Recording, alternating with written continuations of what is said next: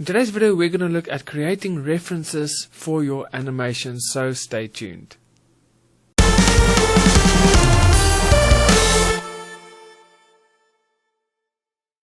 Hey guys, my name is Eon and welcome to my Start Animating YouTube channel, the channel that is specifically aimed at everyone that is new to animation, and if that is you, welcome, you are at the right place. So make sure you hit that subscribe button and also click on that little notification bell so that you can get notified every week when I upload a brand new video.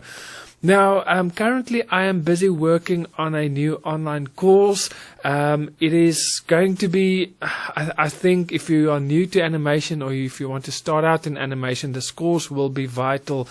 It is the Begin Animation, the complete course for complete beginners. So basically, looking back at my, when I started out, when I watched YouTube videos regarding animation, they talked about certain topics or phrases that I didn't understand or know what they're talking about, because I didn't go to university or college to study animation. So I'm basically self-taught. So what this course will do, it will basically give you the foundation of animation. Once you've taken this course, you will have the groundwork, the foundation is there, and you can build from that. So you will have all the knowledge that you'll need when it comes to animation, and I cover all the topics. So it is a great course, and it will launch, or I will release the course next week, and the first 50 who purchase the course will get $50 off. But the reason I'm saying this is not to advertise,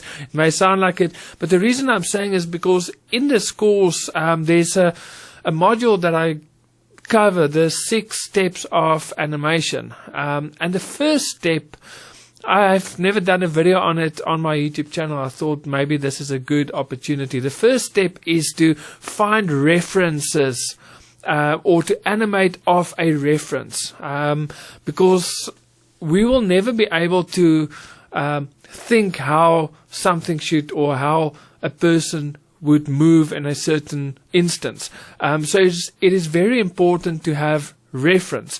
So there's 3 ways that you can actually get reference for your animations, and that is what I want to cover in this video. And let me know in the comments below if you actually use this, or if you haven't, will you start using references in the future? So the first one is to film yourself. Okay, so a lot of animators are actually filming themselves.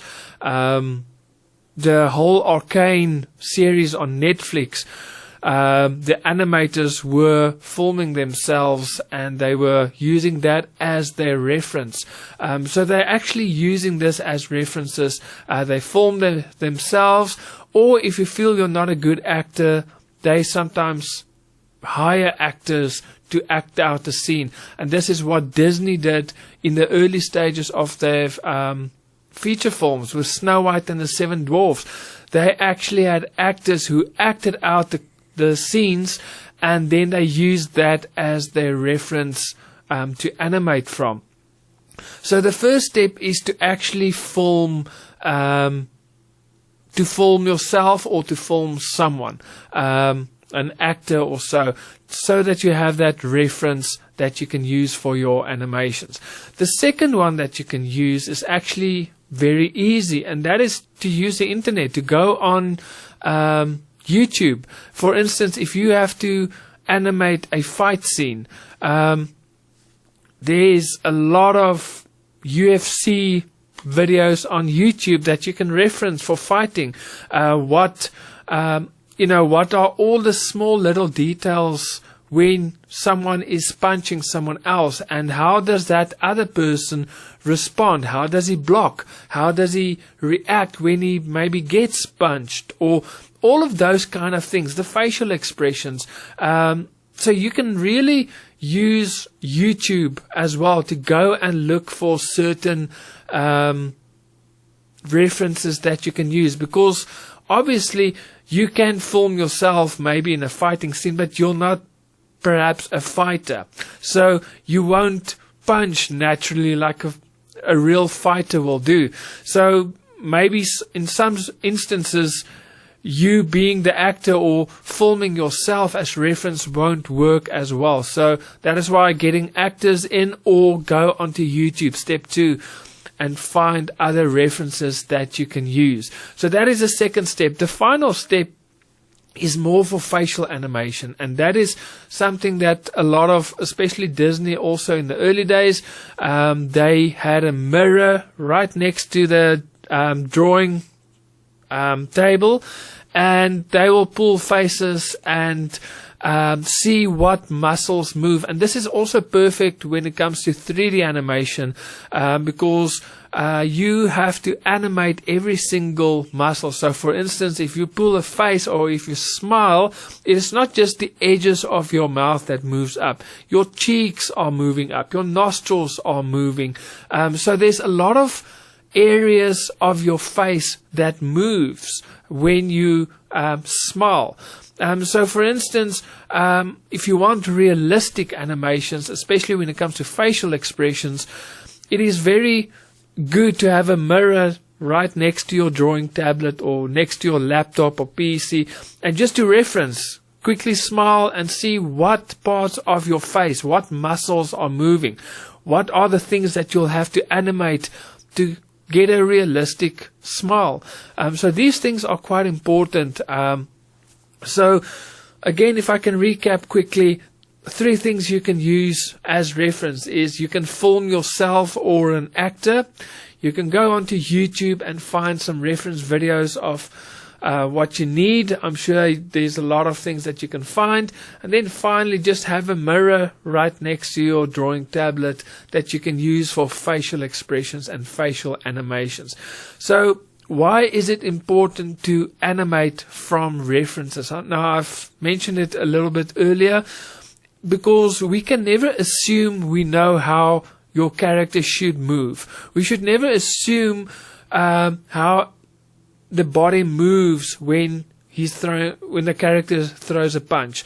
We may think we know what a character should do, but it will never be accurate. Okay, so that is why it's important to have that reference to see. For instance, if you punch, what is the back leg or the back foot doing? We don't know. We just think about the arm or the 2 hands and the arms, how they move, and maybe the shoulders, putting some movement into the punch. Those are the things that we kind of think we know. But the small details, like what is the back foot doing? Is there maybe a little step before the punch? Those are the things we don't think about. So, and when we do reference videos or shoot reference videos or do all of those things, we kind of see the smaller details and we're not going to miss it. So our animations will be a lot more detailed. It will be a lot more realistic. So that is so important, and especially for young up-and-coming animators, make this a priority. Make this part of your workflow to get references and start to animate from that, because what will also happen is you will learn the anatomy of the body as well, how the body moves. So in the future, when you have to animate, you will start to get a good understanding of what muscles move where or when, those kind of things. So you'll actually start to learn the anatomy of the body much better. You'll understand it, and that will also help you to become a much better animator as well. So to shoot references or to animate from references is vital to have good animations. So guys, remember, next week I'm going to launch my new online course, so make sure you check that out. I'll put a link in the description for all my online courses. The first 50 will get a massive discount. And then also, if you are new to animation and you want to start out and you don't know where to start, I do have a free online training. So just again, in the description box below, there's a link. Just click there, and in this training, you'll work alongside with me, and by the end of the video, you would have finished your very own animation. And that, for me, is the best way to learn, is to actually animate. So in the description box below, there's a link, so feel free to take that online course. So guys, that is it for me. I'll see you guys next week with another video. God bless and happy animating.